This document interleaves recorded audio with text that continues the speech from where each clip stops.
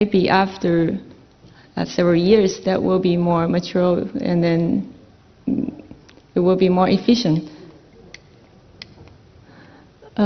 This is idea way how it works. Several cities already start to building it.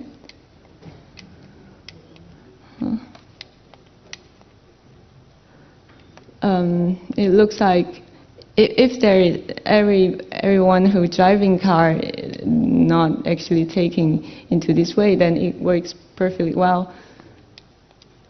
So how about subway? Subway also in big city, it can helps a lot to the traffic. However, it's still not pleasant to take public transportation. Yeah.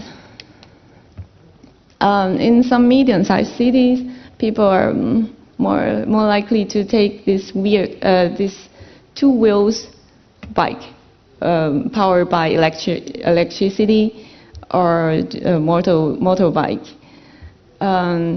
But this kind of bike can make the road really messed up, and then the cars and bikers connect together. They're sharing the road, and there will be easily accidents. So in some big city already be banned. This is the motorbike. I already told. It's also in mid-sized cities more common. So we come back to cars. For sure, cars are. Wait.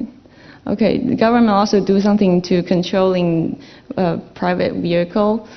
For example, Beijing and Guangzhou had some special policy to make this vehicle with even numbers license plate can use road only on even numbers date, which means okay, your number end with 1. So tomorrow is Monday, and maybe tomorrow is October the 1st.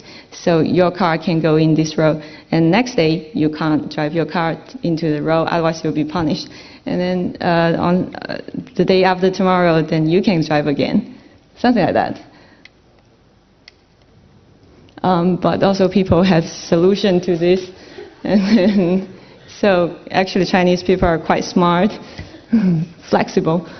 Car sharing, this idea is already I think it's from Western countries, especially American. They're sharing cars, like stopping cars, taking cars for free. So this idea makes those people who live in big cities like Shanghai, they want to avoid those bus, and they don't want to take subway.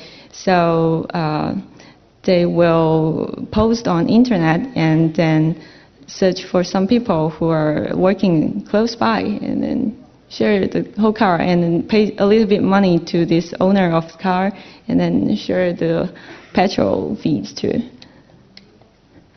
So there is a politician say in USA, 19% cars has only drivers.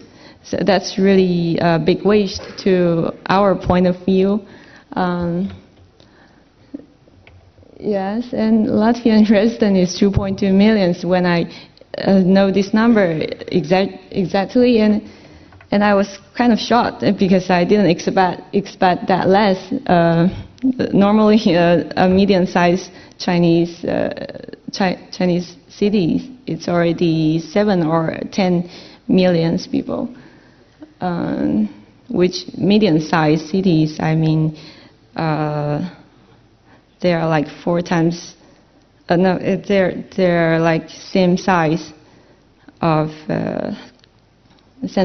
Latvia, but just 5 times more people. When healthy lifestyle, I also think it's very interesting in China. Maybe some of you already know yin, yang, liang, these things.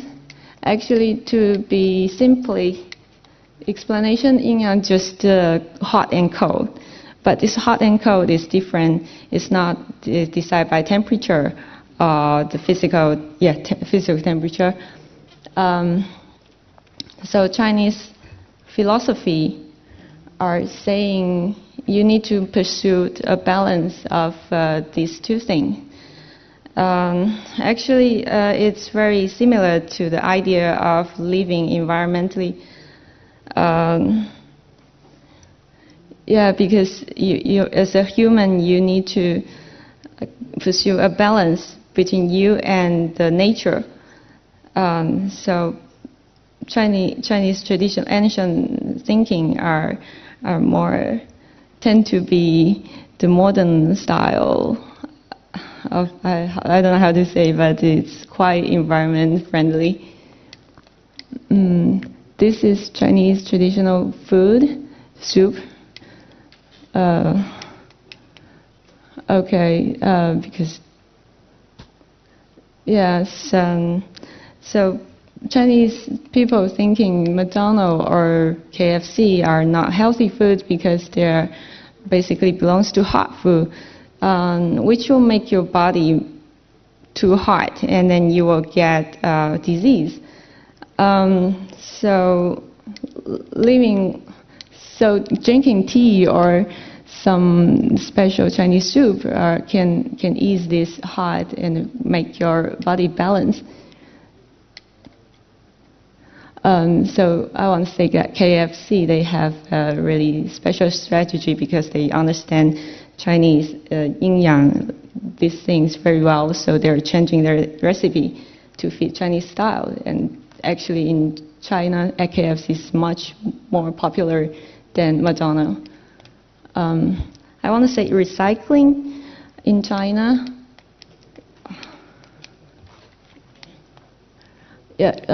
Chinese way to collect trash is you don't need to do by individual. You have to just need to call someone like this kind of people. They're in the street and then they're collecting it for you, and they can even pay for you if you sell those trash for them. And then they will resell it to some big trash dump, and that's actually how Chinese are recycling trash from the basic way.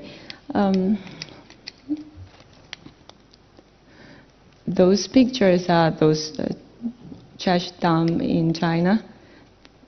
Actually, as you can see, the New York Times also say more than 70% China is the biggest recycling country.